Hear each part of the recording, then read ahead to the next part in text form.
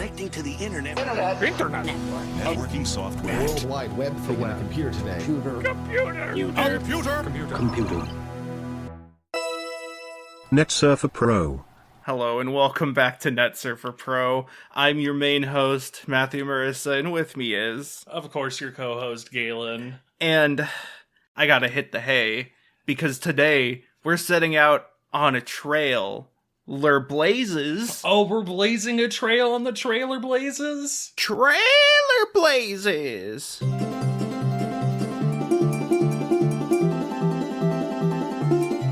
Yeehaw! Yeah. So, friend of the show, Palworld is back. Yes. And not only is it back, it is booming.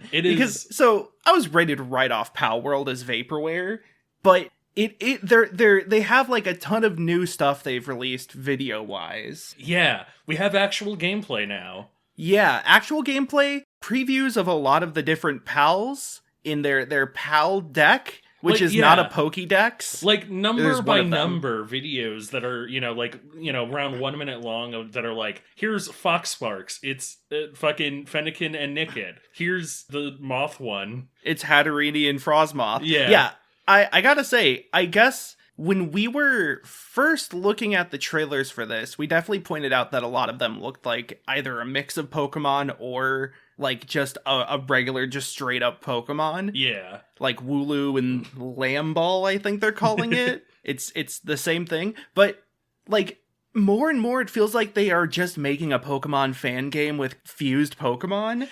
As if you were playing Infinite Fusions, but there was no base form. It was all fusions. There is King Paka, which is an alpaca that has, I shit you not, it's just like Delibird's little like trident horn hat thing, and it's Delibird colored. Yeah. And like I think there's a little bit of Slowking in there. I think maybe, but like it's so, we have at multiple times kind of laughed and gone, how are they doing how are they getting away with this with very obvious, like, here's this and this Pokemon, here's Goodra Lilligant, here's Goodra Quagsire, here's Anubis, who is basically Lucario, like just the Egyptian Lucario from the Poke MMO, or the Pokemoba rather. But more and more, it's like, okay, but they're still doing it.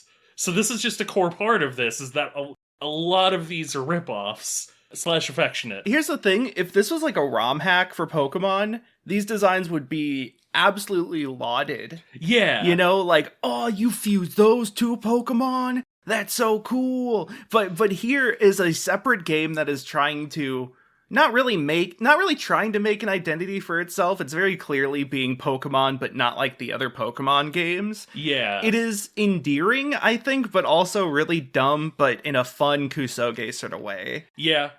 The unfortunate thing here at the end of this is that I am going to get this game. Oh, yeah. We are going to get this game. We are going to play it. Considering how long this game has taken actual hours of our lives, and so it's going to have to take more. At least 2 hours. But at the same time, I look at it and I'm just sort of like, it's an open world base building, like, Rust survival evolved type game, but with Mario, or not Mario, the opposite of Mario, Pokemon. I thought that was Sonic, the opposite of Mario. I think it's Wario, actually, is the opposite of Mario. What about, like, Solid Snake?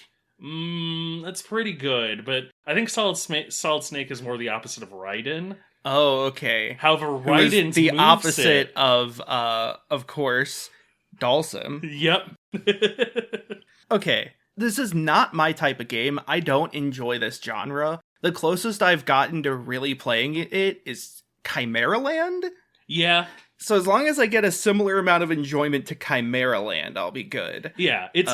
Chimera Land was disappointing, though, because you had to pay to get more, like, species features on your body. And I was like, that defeats the point of making a Chimera. Yeah. Anyways, for this, though, for Palworld, there are 2 things I want to note. Yep. So first is, it doesn't seem like they have evolutions. Instead, they have mutations, where, like, breeding can give you a mutation, and also sometimes wild versions of the pals will be, like, a different type, and it looks slightly different. Yeah, it's not like the shiny system, it seems. It's more like Well, Okay. it's kind of like the shiny system, except instead of just pretty different colors, it's hey, instead of a water, Gudra, this is a lightning Gudra. Yeah, and it has like electric spikes on it, kind of terrestrialize-y, but if you couldn't remove it. Yeah. And it's funny because they showed two pals breeding to make a mutation,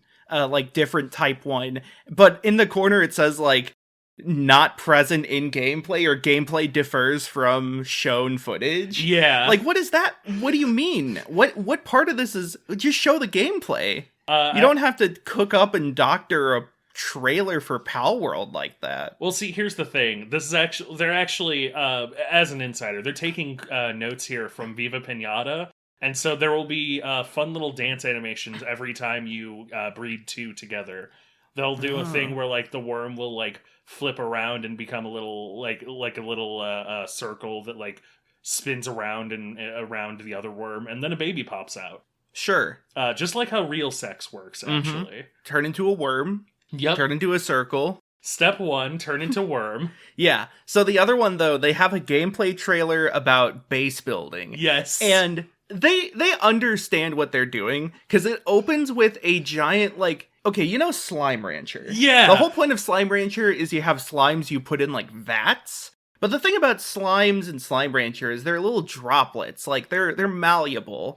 But in this, they've stuffed them in there like the Walmart bargain bin kickball bin. And they're making noises They're the entire time. They're screaming in agony. And then, they just go like, catch a pal, make it work. Catch a pal, make it work. Catch a pal, make it work. Just serious every time. Yeah.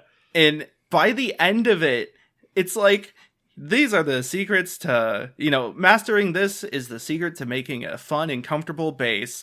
Turns the camera, shows a pile of corpses stacked up like the bubonic plague. And it says like, but make sure not to overwork your pals. Okay, Goodbye. Thanks for watching. Yeah. Bye. It's so good. Whoever the hell these developers are, I wish them nothing but the best. Oh my goodness. We laughed about this very early on, and we've continued to laugh about it because it's so good. Every new thing that comes out is some kind of like new funny little Rubicon that they've gone past. They've reached the threshold 7 different times with 7 different trailers, and I love it. They ain't giving up. They ain't giving up. It's like, sure, I'll recognize that I am Kusoge poisoned, or maybe Kusoge pilled if you're based with it. Like, I mean, I've been playing Shadow the Hedgehog on stream for November, and like, I love that game. I've come around to it. I love Shadow the Hedgehog. I'm not afraid to admit it. Yeah. But like, sure, maybe I'm a little messed up in terms of my taste, maybe a bit of a pervert, as said in Shangri-La Frontier. Just like me, by the way. But like, still, I respect it. Like, the copying the Pokemon stuff, I'm a little disappointed still, because it does feel like they're kind of phoning that in. But in like, the genre combinations feel very, very pandery in a way, like calculated. Yeah. It kind of like that game that was in the Indie Direct recently, or the Indie World Showcase. That was like a base building, cabin life, farming, deck building, roguelite, RPG. Yeah, that one. Visual novel. Yeah, it was every genre. What if it was every indie game that's been popular in the last 20 years at once? But with Palworld, they have these little details that show up in the trailers that I can't help but make me go like, okay, but like maybe. It's the thing about Palworld to me is that whereas, a standard open world, like survival, base building, what have you, that is a baseline that you build something else on top of. And a lot of games don't get it right. A lot of games, they either try to build something else that just doesn't work, see Chimera Land, or... Well, okay, Chimera Land works if you spend a little bit of money on it, but purely for the character creator. Yeah. The base building isn't as cool as the character creator and the weird fucked up guys you can make. Yeah, they should have just made Spore Creature Creator. They really should have. Just like Spore should have just been the creature. Honestly, yes. But you either get they try to add something and it doesn't work, or they don't really try to add something and they just try to refine the base mechanics and it doesn't work. Palworld, I'm not expecting it to be a game that I sink 100 million hours into. But it seems like they took the like shock value of what if we just made kind of a blatant Pokemon ripoff with, Arc Survival Evolved base crafting and also the Pokemon can hold a gun.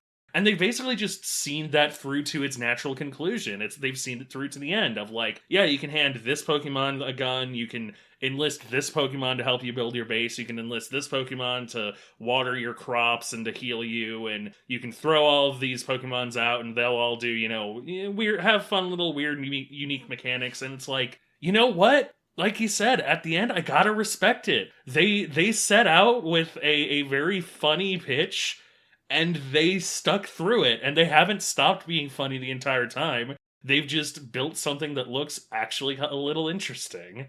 Hey, Palworld devs, this is a little secret between you and me. If you want to give us some review copies, maybe we'll do a full episode on it. Yeah. I'm not often one to throw my weight around like that, and ask for free shit. But Pal. I mean, yeah. It's just also, if you want to come on and talk about cassette beasts, yeah. Hey, Palworld devs, if you wanna, have a chat about cassette beasts, and if you wanna, maybe give us some copies, we could do some, some early streams. We're two internet fellas, and I'm like 50% your target audience. Yeah, I'm 80% your target audience. True, because I like Pokemon and I kind of like base building stuff. I will shit talk Arc so hard for you, Palworld. I will talk every other one of them down. I mean, I'll readily shit talk like Scrap Mechanic. Yeah. Raft I enjoyed purely as a hangout game. Yeah. And like there was a few funny things, like the tall raft strategy, which is of course where you make a very tall raft to circumvent any climbing you have to do. Yep.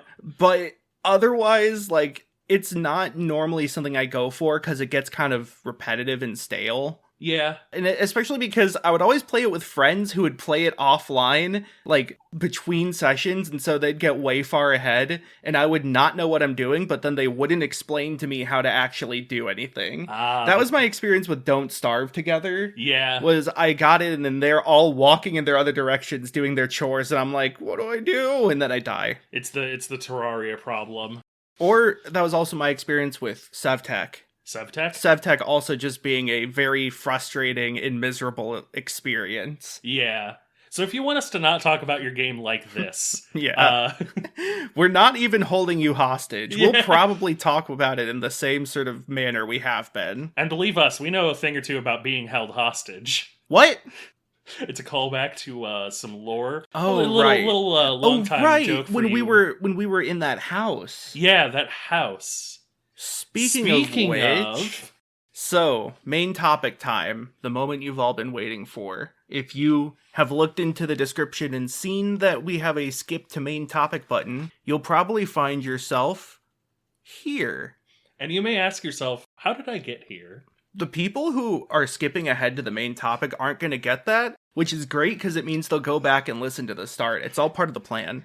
So, this was meant to be a bit of a capstone to the Housetober theme month. However, due to a mix of scheduling conflicts, health concerns, and other nonsense, we have been unable to record as readily as one did. And sort of the Talk Surfer was a pause button. Yeah, a little stopgap. A little stoppy, a procrastinato. But we're here today to talk about something that is very, very, very, very, very loosely connected and inspired by House of Leaves. And it's going to be really fun because I get to do something I hate doing on the podcast, which is talk about music genres. Yay! So, like, ska was easy to define. Ska has a linear history. Yes.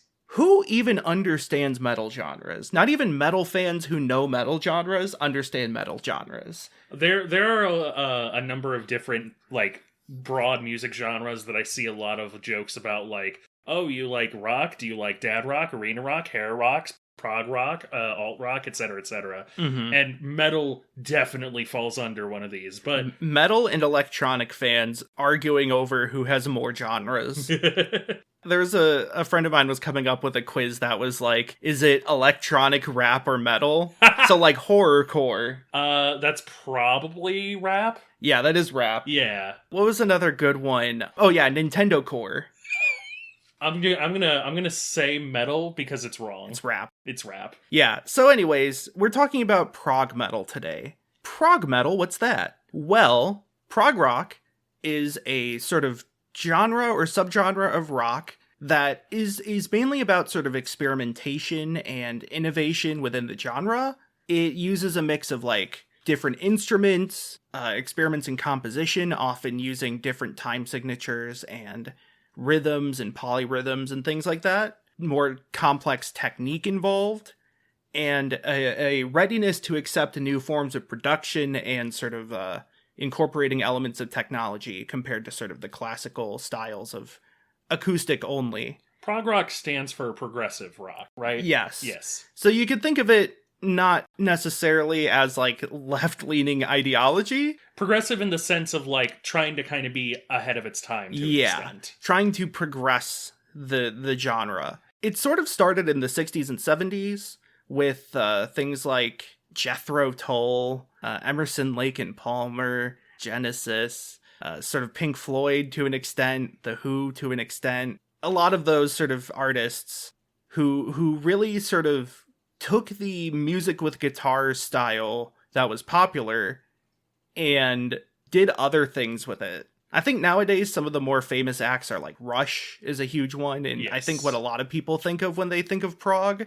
The keyboard synths especially have sort of become synonymous. Now, metal is of course metal. A lot of people know metal. I'm gonna butcher this, but it's a lot of distortion, loudness, noise.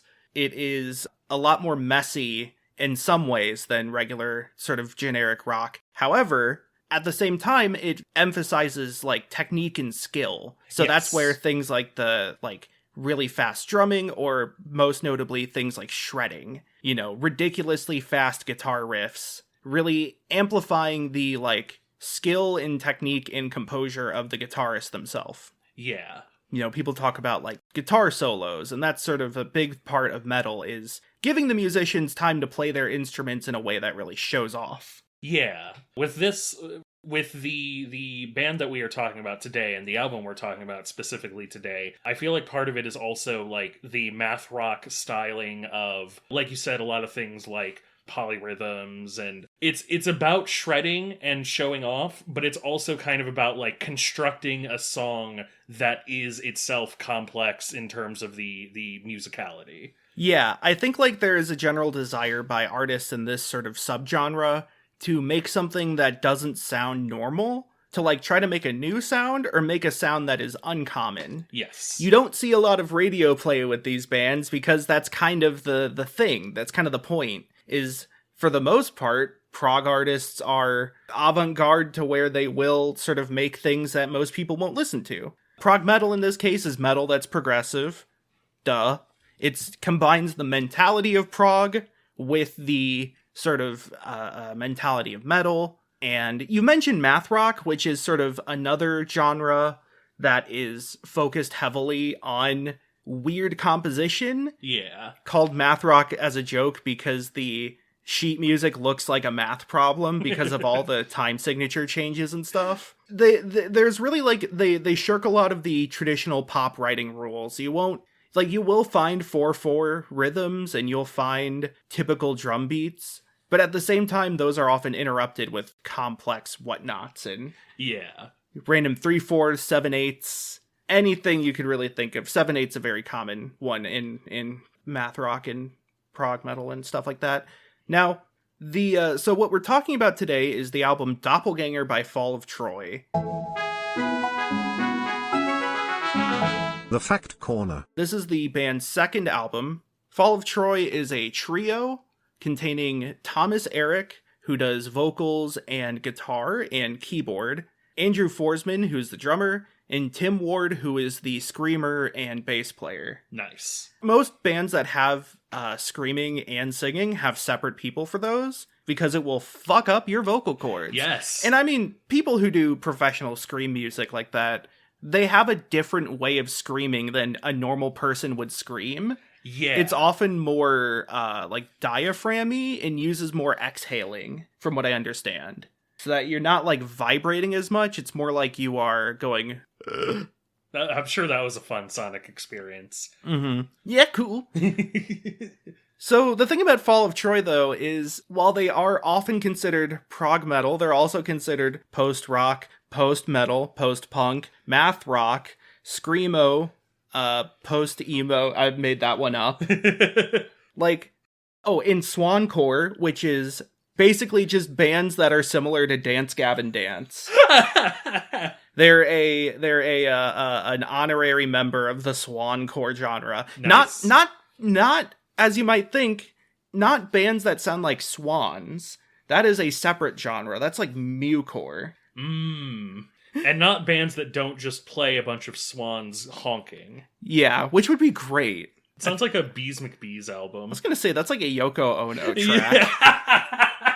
Yeah, so genre is fuck. I hate it. I hate metal genres especially, because some people are really pissy about them, like roguelikes. For the sake of this podcast, and for the sake of Fall of Troy specifically, and for the sake of this album of Fall of Troy specifically, we're just gonna say prog metal. Yeah. It is prog rock and metal kind of shoved together to make prog metal. If I had to use like a more board gamey approach, it's like prog post math metal screamo rock. Yeah.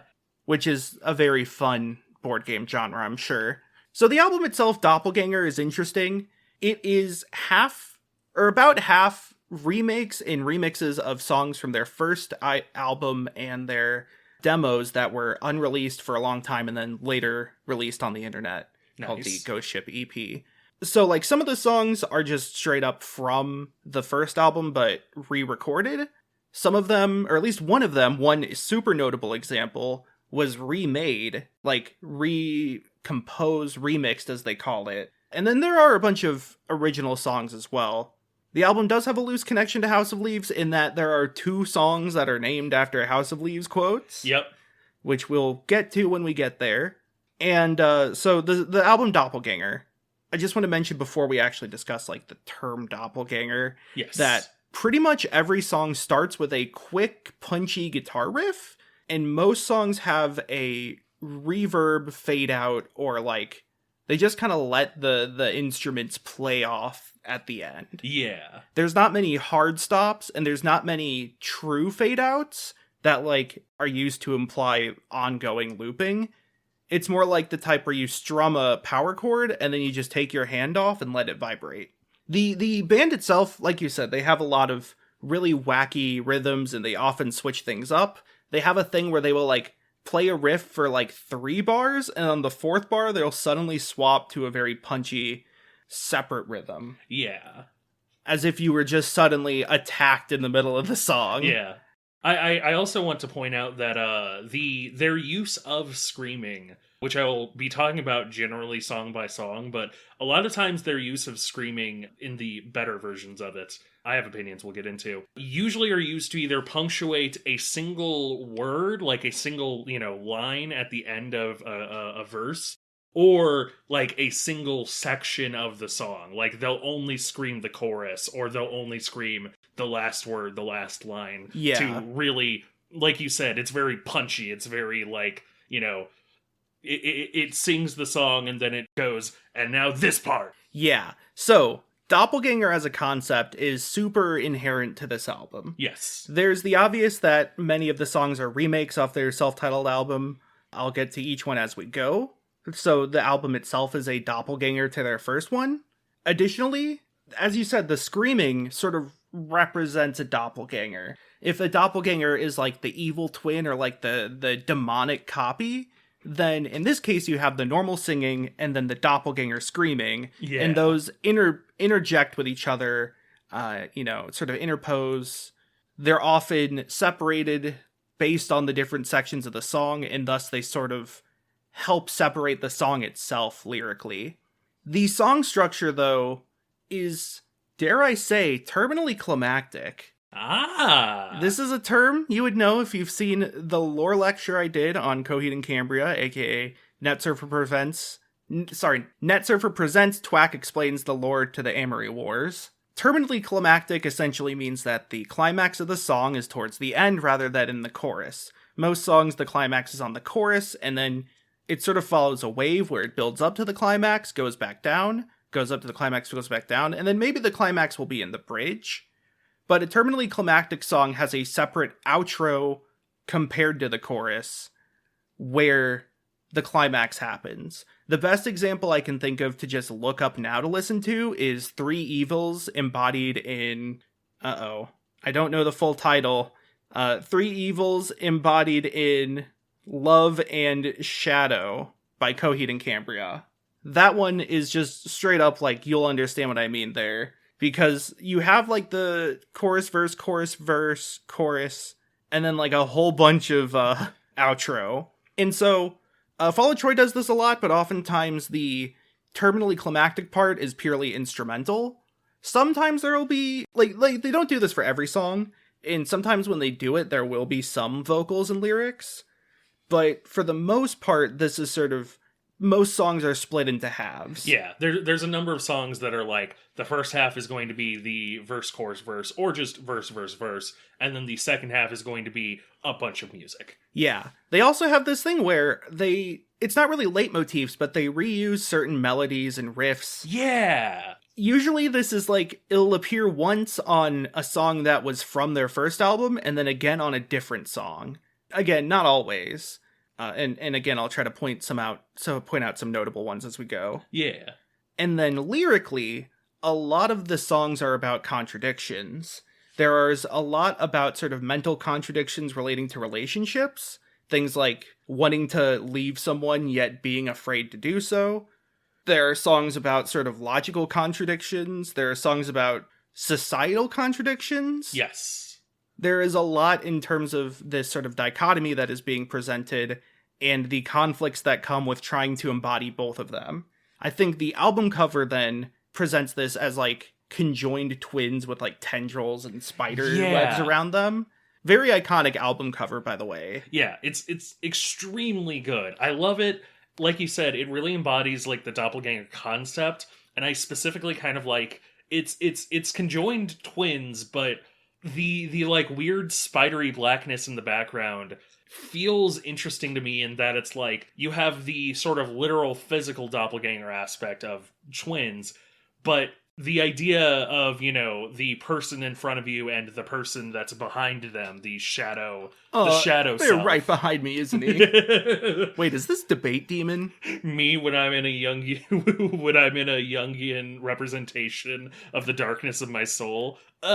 He's right behind me, isn't he? Yeah. But like, yeah, it's interesting because it's a fun little play between like literal side-by-side doppelgangers and a metaphorical like the people who are in front and then the darkness that are within. Yeah, and it's interesting because like in both instances the doppelganger is connected to the person. Yeah. Normally when people think of doppelgangers, it is a separate person that appears and acts similar to the original but different in some ways. Yeah. But in this case, it's either a conjoined twin, someone who you are physically connected to, or it is a shadow, something that is cast from you. Alright, so let's get into the album itself. Track 1, I've got the symphony going. The opening riff sounds like 1969, the final stage theme from Toho Imperishable Night. And it fucks. It's great. This is a fucking statement of an opener. I love it. It's so good. I also so this song is kind of interesting because this is like the most normal song structure on the album. Yeah. VC, VC, BC, if you know what I mean. Yeah, no, it's it makes sense that this is the lead, considering that, like you said, it's the most normal structure. It's, again, a fucking bop. This is easy recommendation from the album. It's just, it's the chord progression is hummable. The music is really nice and like it trills in a really fun way. Yeah. I want to note, by the way, so this is the first song on the album, and it is the 10th song on their first album. So this is one of those re-recorded ones. It wasn't the last one from their first album, but still, it is very interesting that this song that was near the end of their previous album was remade and put right in front. Yeah. I think that's pretty fun. That is pretty good. Here's a little completely aside fun fact for you. So Masayoshi Takanaka is a wonderful, wonderful man. You may know him from his All of Me album that got sort of inexplicably popular on YouTube one day. The opening song from that album, which is a compilation of all his greatest hits, is the first song from his first album. And you know what? It's the best opening song that he's ever done. Nice. It's really good. Anyway, so yeah, this song opens the album. I don't know that I can say much else about it, honestly. Yeah. One thing I will say here at the outset is that there are a lot of good lines throughout this album, but there's also not a lot of lyrics that specifically stuck with me in a way, you know? I think that the songs themselves, the musical construction, a lot of times they take center stage and the lyrics take backstage. Definitely. But again, this is really good. Really good opener. In this one, I feel like the lyrics are mostly just sort of post-breakup feeling sort of betrayed at the start, and then the chorus is like remembering right before the breakup. Yeah. A in media res of like, hold on, I need another day and I can, work my way through this. There's a lot of things about breakups, and I think there is, like I said, that inherent conflict of loving someone, yet also either no longer loving or like having these conflicting emotions of like pain and conflict and struggle that lead to this feeling of, okay, it's one of us has to leave. Yeah. It is it is also like, I think this sort of duplicitous nature of a lot of these relationships is brought up, that one person is often very like bad, red flags, controlling, demanding, toxic, what have you, in that like you might like somebody at first, but as you get to know them and spend more time with them, they lose their luster, and then it feels like they're a different person. Yeah. To play in slightly to the doppelganger aspect, I feel like the vibe, especially with a lot of the songs that kind of cast the singer himself as like the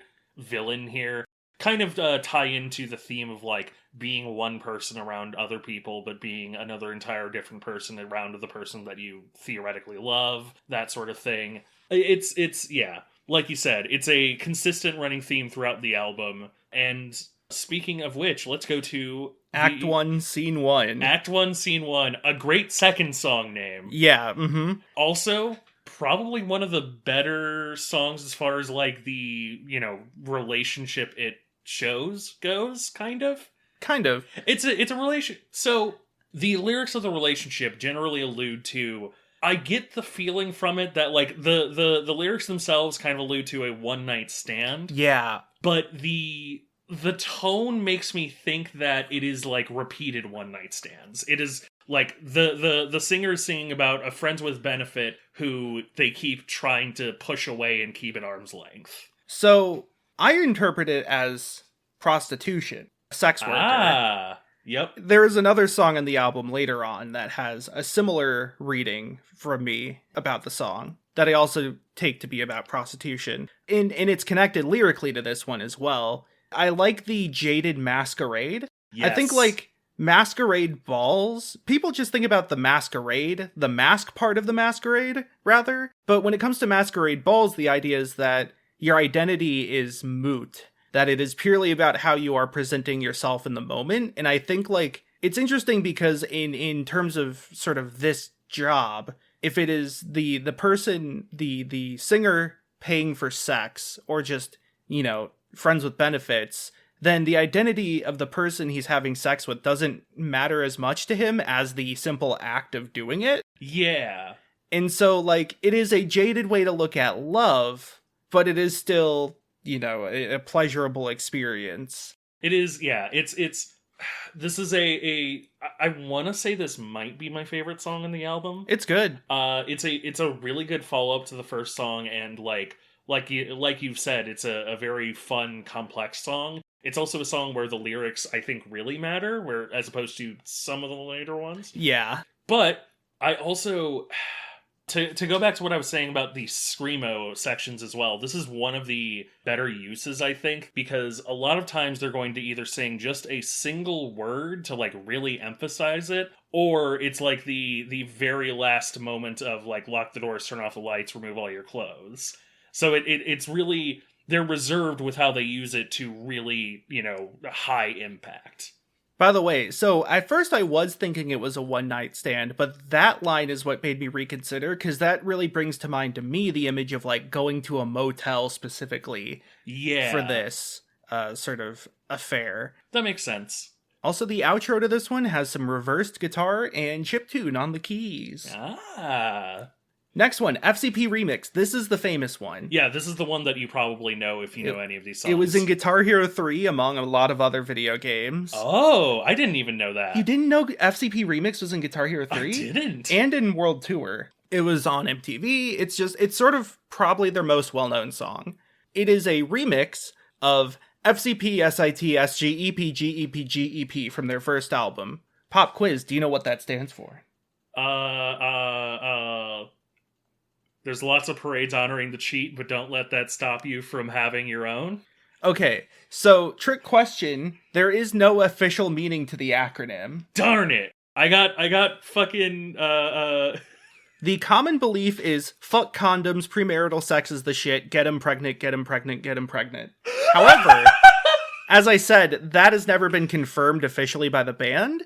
I think it's just a rumor that started online. Yeah, and I've seen other ones that don't make as much sense. Like, somebody was saying, like, oh, it's the GEP is gatekeeper emancipate? And I was like, where's the P? Where's the emancipate? Where's the P? Where's the P? Yeah, so it doesn't really have a meaning. However, I quite like the song. Yeah, no, it makes a lot of sense that this is probably the most popular song. Not even probably. I love the really early line of just relax and recap and relapse tonight. Yeah, like it's done really fast, and it's Shoutouts to Camisato by Panic at the Disco, where he says, "Just sit back and relax, just sit back and relapse again." Ah, similar thing. Not saying one of them copied the other one, because they were in fairly different genres. So. Yeah, the lyrics are generally sort of a back and forth between desire and escape from a relationship. It's one that's unhealthy, and the singer seems to know this, and he'd rather leave before it gets worse, but he can't bring himself to leave. Like, he sees the signs, he fears the day his words can't make it safe. He fears the day that, like, he won't be enough to comfort her. Yeah. But he also doesn't want to leave, and I love the, like, this is my chance to take back no regrets. Like, that line, it's confusing what he means by it, and I think that's on purpose. It's your chance to take back your regrets so that you have none? Is it a chance to take back the act of having no regrets? Is the chance what's being taken back, and then you're having no regrets about doing that? That is sort of indecision, I think, in one line. Trying to decide on a meaning makes you indecisive like the singer. I also love the line of, I don't want to see the day her tears are falling on my grave. Because, like, the cinema sins in me is like, if it were your grave, you'd be dead. You wouldn't see the tears. Ding. But at the same time, it feels like it's kind of alluding to, like, faking your death. To me personally, that might be a bit of an out there thing, but it alludes to me the image of, like, somebody who would rather lie to their partner than be honest and, healthy, essentially. So, to me, I think it is an extreme version of wanting your partner to be happy always, that by being with your partner until you die, if you die before they do, then they are going to have this moment of tragedy. And that would mean bringing harm to them. Yeah. So if you are truly trying to do all these other actions up through leaving her for the sake of like keeping her happy and not hurting her and never letting hurt reach her, you know, if you stay with her, that's going to be impossible, but also leaving is going to be hard. So like, there's no way to always be happy. Yeah. But it seems like that is the desire that the singer in this song has. I want to mention, so the rhythm this has is the do-do-do-do-do-do, and then after those trills, it goes da-da-da-da-da-da. That set of 6 strums, accompanied with the drum shots, or the drum hits for that set of 6 drums accompanied by drums and strums, appears at least one other time throughout the album, maybe more than that. Yeah. It is a common sort of thing they do. I know that in a couple songs, there's exactly one hook that reminds me of the opening hook. Yeah. But before we have that, we have the reference. One of the two. You Got a Death Wish, Johnny Truant, which I believe is said by Lude when Johnny is thinking about fighting the, like, Scungili man or whatever. The Scrungly man. Yeah. The guy that kills Lude, except he doesn't. Except he kills Lude, except he doesn't. Love you, House of Leaves. We never left the house. I believe the line also that Genius says is a direct reference is cut apart the words. Yeah, that feels like a bit of a stretch to try to piece House of Leaves back to it. Yeah. I have a different reading, though. So this song has 2 verses it has 2 choruses in 1 verse. And the verses between the 2 choruses, bookended by the chorus. Ah! Much like the leaves of a house being within the house, the 2 sides of the book being part of the book. The book of the house of the tree at the bottom of the boat, you know the deal. Yeah, exactly like that. Yeah, I think the contradiction in this one is that the singer wants to see a smile without words, but also wants to hear validation of their love, hearing an I love you, I still love you, but also fearing the words that could come out could be negative. So it's like, no, you're beautiful as is, I don't want anything to change, but also I need that response. So respond to me. But if you respond, it's like a paradox. Yeah. A catch-22. Catch-22 is, of course, about paradoxes and involved in bureaucracy and military. Ah. This album is false. Sure. It's a good band name for you. It's actually Falls of Troy. Ah, there we go. Yeah. That's the plural for Fall of Troy. It's Falls of Troy. Falls of Troy, yep. Yeah. This song is fine. It's fine, yeah. This might be the most negative on, in general, an album that we've done that I might be. And I don't think it's a bad album.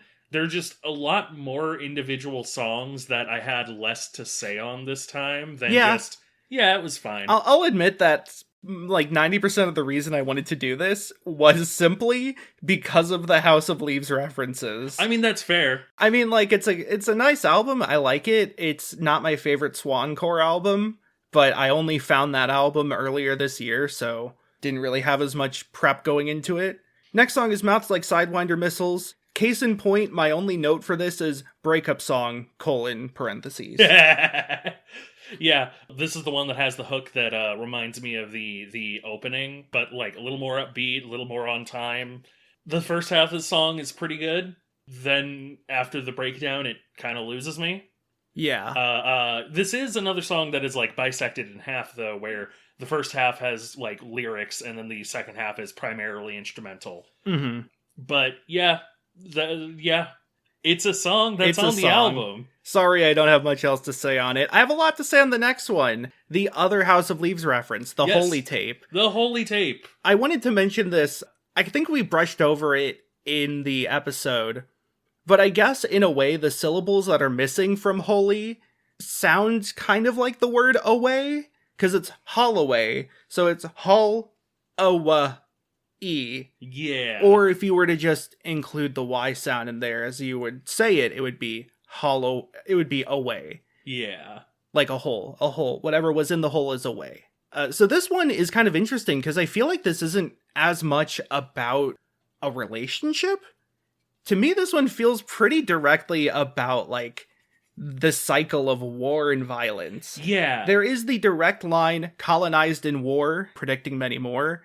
So that's like the most obvious, that colonization then brings about conflict, which brings about war, which brings about more. The verse that starts with "your color" sounds like it's from the politician's perspective. Yeah. There's the more trouble that we get in, the more fun if we don't get caught up in it. That for them, they want to start wars, they want to start trouble, but they want to stay as far away from it as possible. Yeah. Start trouble so long as it's over there. Yeah. Yeah. This album came out in 2005, and this definitely has a bit of the air of, like, you know, a direct anti-war protest song of some kind. Mm-hmm. And yeah, I really, really like the opening to this. Yeah. The first 3 minutes of the song are good. The rest kind of lost me, honestly. That's fair. I think the back half is definitely way weaker than the front half, and sometimes I skip ahead once I'm done with the front half of it. Yeah.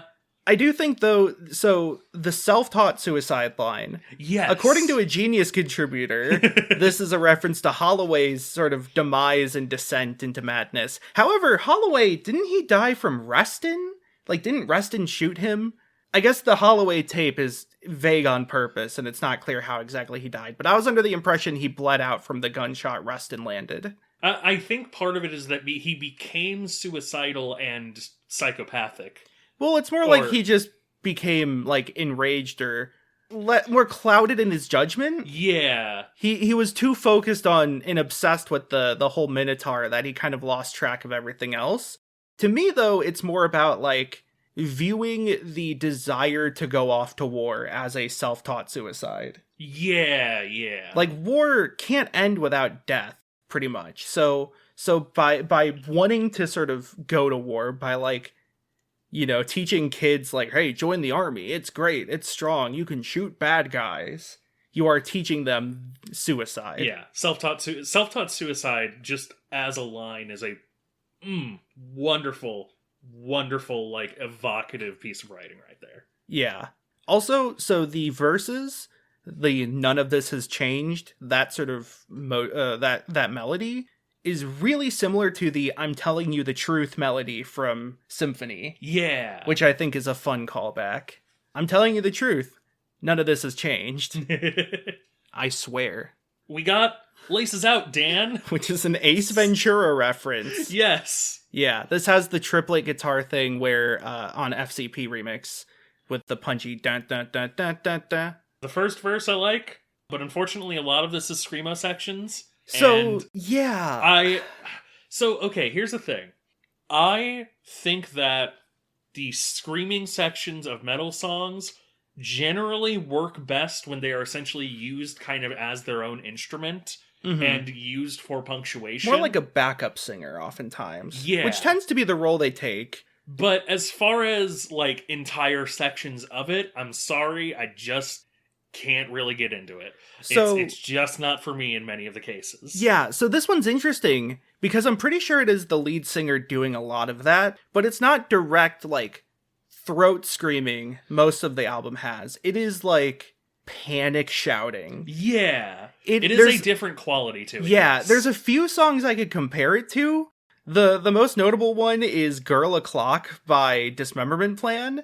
It's weird because it's not as violent, but it feels more violent because it's coming from the voice that normally sings. Yeah. It is more, like, emotionally charged. Like, they're actually mad and, like, just not well. Yeah. And so hot they're in hell. I also really like the very melodic whore.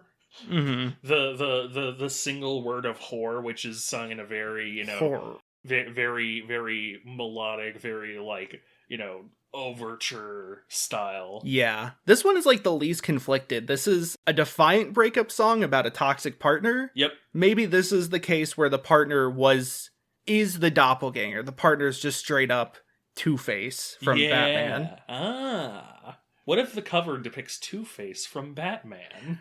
Heads, I win. Tails, you have to listen to Doppelganger. No Two-Face. Not post-metal.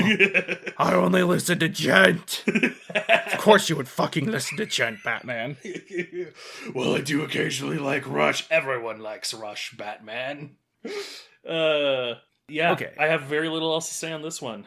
Next up, we have We Better Learn to Hotwire Uterus, which is a fantastic song title. So good. Probably my favorite song title on the album. It really is. Here there is the Jaded Disposition, which is the callback to Jaded Masquerade on Act 1, Scene 1. This is the one that is, I think, directly, like, prostitution related. There is the bit that's like, here's this contraceptive, this is not accepted where we live. Yeah. So it's either that the contraceptive is illegal or prostitution is illegal.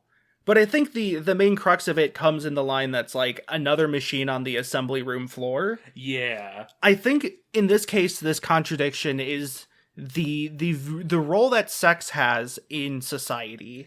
Yeah. That like it is oftentimes completely diminished down to reproduction. In like, you know, why would you have sex if you don't want to have a baby? And that tends to be dehumanizing and turns women into ultimately assembly machines. Yeah, the lyrics on this song might be some of my favorite of the album. Yeah. Because like you said, yeah, it's really gets into sort of like the dehumanization of women, of like, you know, the how viewing them as kind of just a sex object ultimately treats them like just another cog in the machine, another brick in the wall. Sex workers are workers. Yep, sex work is work. Also, but like, I mean, it seems like they follow protocol. They take a contraceptive or what have you to make sure they're not going to get pregnant from it. But yeah, they know it's illegal, but like, at the same time, people can agree usually, most people that aren't ace, I guess, aren't against sex, would agree that sex is pretty pleasurable. So, like, why is it so, you know, sort of put aside and regulated so heavily and only turned into reproduction? Yeah. I also feel like there's a reading of this song that's a little more shaky, but of abortion. Yeah. Like, part of what my reading initially was very much like the fact that the contraceptive is not accepted where we live is sort of like alluding to, essentially it's victim blaming or blaming in terms of like, you know, a woman making a decision with her body, while also subsequently being like, oh, you know, contraceptives, those aren't allowed. So it's like, well, you know, here's the contradiction. What do you fucking want from me? Yeah, like, okay, that's illegal, but like, that's just gonna lead to misery for the person who would otherwise want the contraceptive. Yeah.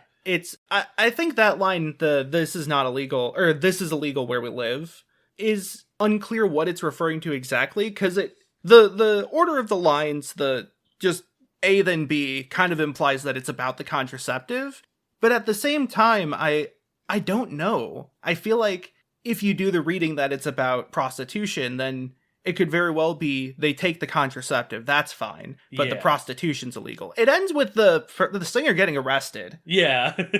For this heinous crime of sex. Sex Criminals. Oh, that's a good series. I've heard. Also, porcelain crusted shards equals cum? Question mark, question mark, question mark, question mark, question mark, question mark, question mark. That's my note. Nice. My only other note is, unfortunately, this is probably the least listenable song to me. I get this song. I love all the lyrics. It's a lot of screaming. Yeah. It's a lot of screaming, and again, like I said, Screamo is usually where I lose it a bit. I like it more than Laces Out, Dan. As far as listening experience. Next is Wacko Jacko steals the Elephant Man's bones, which sounds like a donkey quote. It does. It's a direct reference. Well, okay, Genius says it's direct reference to Michael Jackson, specifically the part where like he dances with a claymation Elephant Man. Yeah, from the music video for the song "Leave Me Alone," which that itself would be a very fitting name for this song. Yes, but that itself is also, I believe, general pop culture kind of picked up on. And like hounded Michael Jackson for a while because people thought that he bought the Elephant Man's bones. Yeah. And I'll be honest, I to this day don't have an answer for whether or not he actually did. So, you know. Also, this is another remake of a song from their first album. Also, the title sounds like something from Kingdom of Loathing. I had to throw that in there. This is another breakup song with more police presence. Like a murder or a standoff, something like that. There are guns. Yeah, it's it's weird. It's interesting. I like this song. I like a lot of the load, click, shoot, oh my god section is one of my favorite, like, pure screaming sections, because it feels like, you know, the words themselves and, like, the tone itself really, really, like, lends itself to, you know, a panic situation, a situation where people would be screaming. And so it works for me in that. It fits. But I would also say this is also another, like, kind of unlistenable one for me. There's parts that there is definitely a part that I just sort of skip. I do really like the breakdown at like 3 minutes though. The outro is pretty neato, yeah. Next song, Tom Waits. Tom Waits has a song named The Fall of Troy. No relation, I believe. So, of course, Fall of Troy has a song called Tom Waits. It's lovely. Love that joke. Love those jokes. Shoutouts to the genius annotation on this. There's exactly one for this song, and it's on the phrase shut up. The annotation just says, shh. It's really fucking good. Which is beautiful. Beautiful. It's genius annotations are great, because, like, some people just shitpost on them. Some people try really hard. Some people, I think, come up with, like, the worst readings of songs I've ever seen. And then I love it when artists, like, just take the piss out of genius. Like, I was looking up the lyrics to an Eminem song, and he was just, like, just completely making up the meaning of some of his lines. It was pretty good. Yeah, this one's pretty neat. There's a bit of deviancy involved here. There's some sort of getting dirty, even if it means it's illegal. But then it escalates. This works really well with, like, the terminal climax, which is also a very good band name.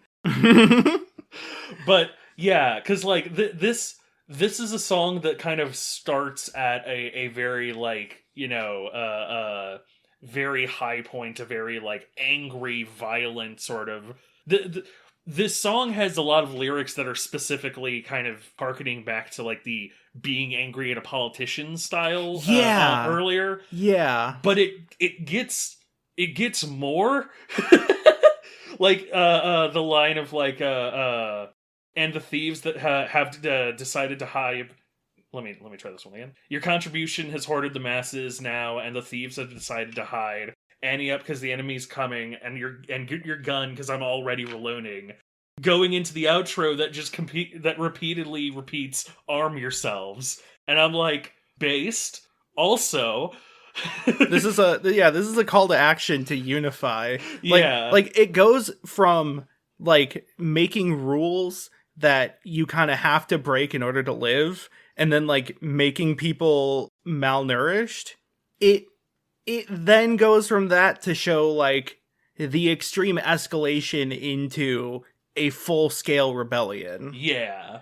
It's pretty fun, pretty cool. Pretty cool. I like this one a lot. I like the inversion. I like the lyrics themselves are very violent, very... Again, lends itself very well to the style, I think. Mm-hmm. Yeah, this one's a banger to me. And then... the last track, Macaulay Culkin. It's Macaulay McCulkin, actually. Macaulay McCulkin? Oh, Macaulay I'm sorry. McCulkin. Is it? That's the name of the song. I've been gaslit in this song in particular. I thought it was just the name of the guy, you know, Macaulay Culkin. No, it's Macaulay McCulkin. Wow, it is Macaulay McCulkin. I can't believe it. So this is about a stalker. Yes. Not just any stalker. A stalker that waits outside her house to try and shoot her. A kill stalker. A kill stalker. Mm-hmm. Get out to be a stalker. Yeah. It's fun because, like, the lyrics portray the stalker not just as a creepo, weirdo, you know, killer, but also, like, in his perfect mind, his relationship is very toxic, where he just ignores everything the girl says, even though, like, he's stalking her. You'd think he would be interested to some extent, but, like, he just wants to look at her. Yeah. And any words she says are insignificant to him. Just the worst guy. Yeah, this is a really, really good song to me personally. It's 8 minutes fucking long, but it has multiple movements. It has, like, halfway through, it has a detective breakdown. I have it in my notes. Yeah. Which is wonderful. Mm-hmm. But, like, it's like you said, it's really dark, and it wallows in that darkness. And as somebody who, you know, likes to live in that dark space every now and again, this is a really good version of it, of just like, yeah, this is a song about a stalker. It's not gonna try and like half measure it, like, you know, oh, I'm just messed up because of my mom or dad or whatever. It's just all about like, I'm going to fucking stand outside your house and kill you because I am a stalker who wishes you harm. It's a lot harder to give this the benefit of the doubt than like One Way or Another by Blondie. Yeah. So I like the outro. For one, there's a line that's just him imagining sex. But Yep. also, I like the line of like, she walked in front of me and I ran behind. Because that sounds direct, as if they know each other and that is a action they are both doing in relation to each other. Yeah. But in reality, that is just the physical act of following someone. Yeah. Like, he is just tailing her. You know, that's all that line means. He's trying to poeticize it, though. It's really, really good. The outro lyrics, yeah, I don't know why, but for some reason the outro lyrics sounded very slightly ska to me in how they were sung. I can't point to any one specific thing. It's just the vibe of it. For a minute I was like, hang on, wait, did I just hear like half a second of an upstring there? I don't know about that, but there is one album, I don't remember which one, it might have been Laces Out, that sounds like Battle Without Honor Humanity from Kill Bill Volume 1. Nice. The doody-doo-doom. Also, I just have in my notes Home Alone. That's the only through line I could think of, with the actor Macaulay Culkin, not Macaulay McCulkin, Yeah. to this song. Yeah. Given some of the other references, I wouldn't be surprised if that is essentially the extent of it. Yeah. But Fall of Troy, if you're listening, would you like to come on and talk about Wake by Hail the Sun? See, I was going to say, would you like to come on and talk about Tom Waits? Oh, that would be really good. That's better than my joke. Please excuse my joke, dear Aunt Sally. What does my dear Aunt Sally keep doing that I always have to excuse her for, huh? Math. I'm gonna shred this shit up. Oh god, please excuse my dear Aunt Sally. She plays so much math rock. Please excuse my dumbass shit. Yeah, so overall, I think, like, Doppelganger is significant to me because in a lot of ways it was my first exposure to this sub-genre of, like, post-math prog metal rock band. And also, I think it's just a phenomenal song for rhythm games. Yeah. Especially Guitar Hero, because it's, you know, the guitar riffs, but in general, it's sick. And, I mean, FCPREMIX is what I'm saying specifically. But, like, the rest of it's also great. I found this via House of Leaves before I realized it was in Guitar Hero. Nice. Or before I really remembered, I guess. It probably went over my head. But, like, yeah, I found this via House of Leaves. And I don't know, I came to really like some of the songs. Some of the songs I forgot about until much later when I listened to the album all the way through. But, like, this sort of style has been one of my favorite genres for a while. The approach and the mentality involved in creating this sort of avant-garde compositions, things that rapidly change structure and time signature, that are very unpredictable and not the typical 4/4 poppy type music. I just love that shit. I like music with guitars. Yeah. Who am I to blame? Yeah. While I was down on more of these songs than in other albums we've done, I would still say that the hits are very much hits. Like the FCPREMIX, obviously. But like Act 1 Scene 1 is still excellent. The first 3 songs on this album, 100% approval. They are really good. I really like them. And the very last one as well, it kind of reached a part in the 8 minutes where I ended up stopping caring, but like the amount of time that it kept me, especially given some of the previous ones where I bounced like halfway through a 2-minute song sometimes. The outro song, Macaulay McCulkin, is also just fucking wonderful to me. It's a terribly dark song that just accepts how dark it is and decides to go there anyway, and man, I respect it. Yeah, It's a trio. It's 3 people.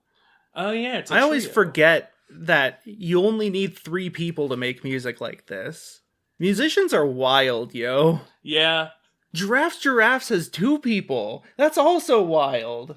So that's 1 person on guitar. And 1 person on giraffe. Yes, of course. Yeah. And the person on the guitar is playing like a big drum set and has like a harmonica. Yeah. And also has like, a big kick drum on their back. That they Yeah, have to, and they have hit like their a elbow. Yeah, and they have like a pull cord that you would see on like a curtain, but doing so pulls an accordion. It's an accordion chord.